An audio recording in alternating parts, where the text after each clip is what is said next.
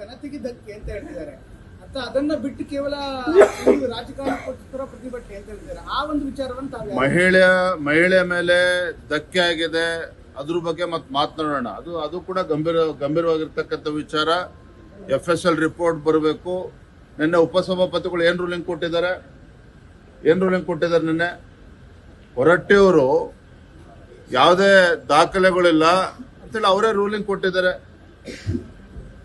ತದನಂತರ ಕೆಲವು video emerge ಆಗಿದೆ. ಅದು ಯಾವ ಸತ್ಯಾಸತ್ಯತೆ ಏನು ಅಂತೇಳಿ ಗೊತ್ತಾಗ್ಬೇಕಲ್ಲ. ಹಾಗಾದ್ರೆ ಸರ್ಕಾರದ ವರ್ತನೆ, ಪೊಲೀಸರ ವರ್ತನೆ ಹಾಗಾದ್ರೆ ನಾವು ಒಪ್ಕೊಳ್ಳೋಕೆ ಸಾಧ್ಯನಾ? ಹಾಗಾದ್ರೆ ಒಂದು ಪ್ರಜಾಪ್ರಭುತ್ವದ ವ್ಯವಸ್ಥೆನಲ್ಲಿ ಒಪ್ಕೊಳ್ಳೋಕೆ ಸಾಧ್ಯನಾ? ಹಿಂದೆ ಬೆಳಗಾವಿನಲ್ಲಿ ಕಳೆದ ತಿಂಗಳು ಏನೊಬ್ಬ ಅಧಿಕಾರಿ ರುದ್ರೇಶ್ ಆತ್ಮಹತ್ಯೆ ಮಾಡಿಕೊಂಡ್ರು. ಆತ್ಮಹತ್ಯೆ ಮಾಡ್ಕೊಳ್ತಕ್ಕಂಥ ಮುಂಚಿತವಾಗಿ ವಿಡಿಯೋಗಳು ಅವ್ರ ಮೆಸೇಜ್ಗಳು ಎಲ್ಲವೂ ಕೂಡ ಹರಿದಾಡ್ತು. ಯಾವ ರೀತಿ ಸಚಿವರ PA ದಬ್ಬಾಳಿಕೆ ನಡೀತಾ ಇದೆ, ತಹಶೀಲ್ದಾರ್ ಕಚೇರಿನಲ್ಲಿ ಯಾವ ರೀತಿ ಅವ್ಯವಹಾರ ನಡೀತಾ ಇದೆ ಅಂತೇಳಿ ಅವನ ವಿರುದ್ಧ ಯಾರು ಅರೆಸ್ಟು ಕೂಡ ಆಗಲಿಲ್ಲ.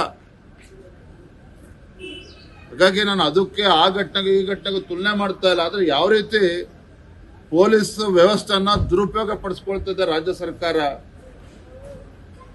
ಮತ್ತೆ CT ಅವ್ರನ್ನ ರಾತ್ರಿ ಅವ್ರನ್ನ ಕುಡಿಯೋದಕ್ಕೆ ನೀರು ಕೊಡದೇನೆ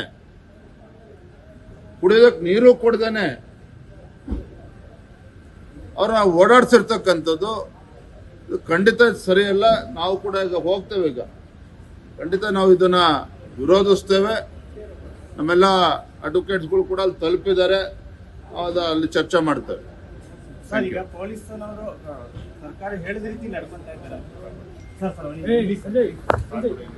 ತಾಜಾ ಸುದ್ದಿಗಳಿಗಾಗಿ ಶೇರ್ ಮಾಡಿ, ಸಬ್ಸ್ಕ್ರೈಬ್ ಮಾಡಿ, ಫಾಲೋ ಮಾಡಿ.